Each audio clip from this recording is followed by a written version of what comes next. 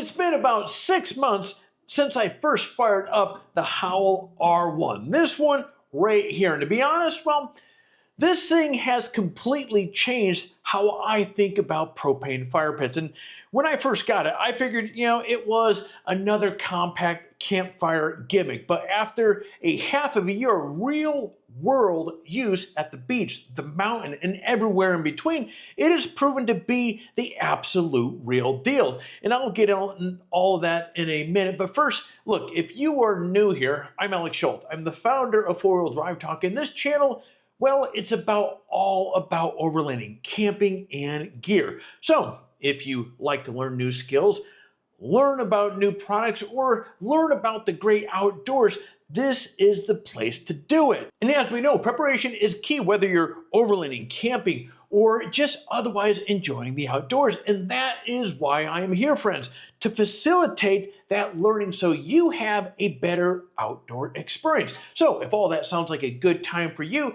hit that like button down below, subscribe to the channel, and while you're at it, drop a comment and let me know your favorite place on this planet to camp. I'm always on the hunt for a new place to explore, so your input, well, needless to say, friends, it would be much appreciated.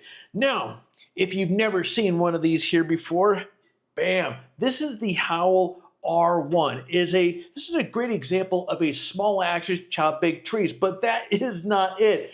It has tiny frame, and because of the efficiency, it lets you party all night on a single tank of fuel. Now, it's marketed as the world's most portable campfire, and I will say this, after about 6 months of testing this thing, I think it's a fair claim. Now, let's start. Actually, as I'm diving into this review, I'm going to start with the portability of this thing, because that's where this thing really stands out. Now, the R1, this thing only weighs about 11 pounds. And when the legs are folded in, which down at the bottom, here you go right here, it's roughly, as you can see, it's about the size of a shoebox. A little bit over 13 inches, about 8.5 inches by 6 inches. It's small. This thing, it fits anywhere. In deck drawers, RVs, storage cubbies, garage floor. Yeah, the garage floors, yeah, no kidding. Rooftop boxes, I mean, you name it.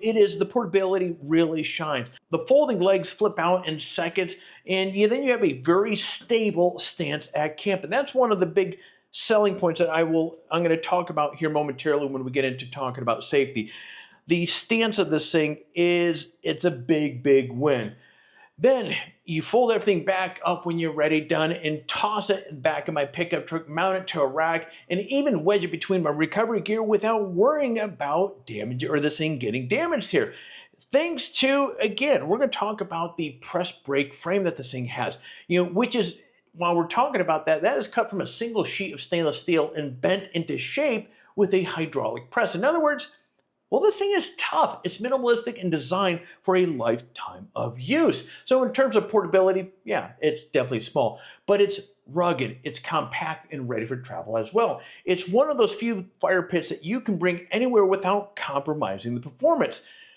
Now, let's talk about what really sets the Howl 1 apart, and that is the flame on this thing. This thing produces, I said earlier, small action chop big trees. This thing can produce a 32-inch flame at full blast, burning at around 800 degrees Fahrenheit. And it's not a small flicker at the bottom of a bowl. No, when you fire this thing up, it is noticeable. These flames are exposed, tall, and man, they are bright. This makes it perfect for lighting up your campsite or gathering around with friends to tell stories long into the night. Now, the R1's efficiency comes from its A-frame burner and the flex dome windscreen. Now, the flex dome design actually domes the heat. Now, that's important because it creates a natural airflow that helps the flames actually climb higher without using more fuel. It's a bit of engineering that really works. You get big flames with less gas burned. Now, it also uses a A-frame burner that outputs at about 54,000 BTUs per hour. So at that output, you get up to 8 hours of burn time on a standard 20-pound propane tank. That's actually pretty good. And if you want to stretch that fuel even further, the R1 includes an infinite adjustable pressure regulator so you can dial the flames down for a multi-day burn. So over the last 6 months, I found the efficiency to be absolutely outstanding with this. No matter if it's a long weekend camping trip or a week-long off-grid, I don't have to constantly have to worry about swapping out the tanks. Now compare that to other propane pits that I've used. This one lasts significantly longer and it puts out way more visible flame for the fuel that it consumes. Now the build quality, this thing, that's another major home run. The R1 is made of 304 stainless steel aircraft grade aluminum and brass. I mean, it feels like a piece of serious gear and not one of those backyard novelty toys. And after about 6 months of regular use, this thing still looks really good. I mean, sure, there are some scratches and bumps on it here, normal wear, but that's expected when you're hauling it in and out of your rig every single weekend. Now, what I really do appreciate is that the Howell builds these in Colorado. So these are designed, made by Americans right in Colorado. Every step, fabrication, press braking, testing, assembly is all done in-house, again, in Colorado. And it shows. I mean, the welds on this thing are clean, the bends are precise, and nothing feels cheap or mass produced. Not at all. And hey, if you somehow manage to break something, Howell offers a repair replacement policy that's actually refreshingly straightforward. If the issue comes from normal wear and tear on an accident, well, they're going to fix it for a reasonable cost. If it's a manufacturing defect, well, they're going to repair or replace it for free. It's that simple. Now let's shift gears to one of the biggest reasons why I'm going to recommend the R1 in the first place, and that is regarding safety and legality. And this is what I was hinting on earlier in this video. Living in the West or California, burn bans are, well, they're constantly a concern. We've seen our share of wildfires here in the last handful of years. The R1 is the only large flame propane fire pit that's been lab tested and certified international safety standards. It's legal to use during stage 2 burn bans in 50 states. Though, you should always double check with your local regulations, before you light this thing up. Now that certification gives peace of mind knowing I can still enjoy a real campfire experience even when wood fires are off limits. It's safe for forests, safe for campsites, and doesn't throw sparks or embers. And speaking of stability, this is one of those areas that over the years, I've tested certainly my fair share of propane pits, fireboxes, and this and that. And there have been some pretty cool products out there, but they're tough to really get behind with enthusiasm because they're usually some sort of flaws. And one of the biggest things that drives me up the wall with some of these fire pits out there is from a stability standpoint. The smaller, I love these. I mean, they're cool to look at, but from a safety standpoint, Jesus, this is where things get a little dicey. The little 50 cal propane tanks and so forth, or fire pits, they're awesome, they're cool, but from a safety standpoint, I just realized I'm repeating myself. Anyways, I've tested many where you move the propane tank just a little bit, and because the connection of the fitting going into it and the lack of stability, it will knock those over, and then you have a flame on the ground. I've seen kids just brush over it and accidentally knock these things on the ground. This is, look at that thing is, you have to be extremely intentional to knock this thing over. I'd be willing to bet.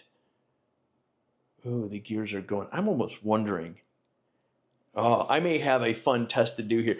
I'm almost curious if I can run this thing. I'd be willing to bet this thing could take a vehicle driving over it, and it will hold. Well, these little. I think the weak point would be these little rivets right here.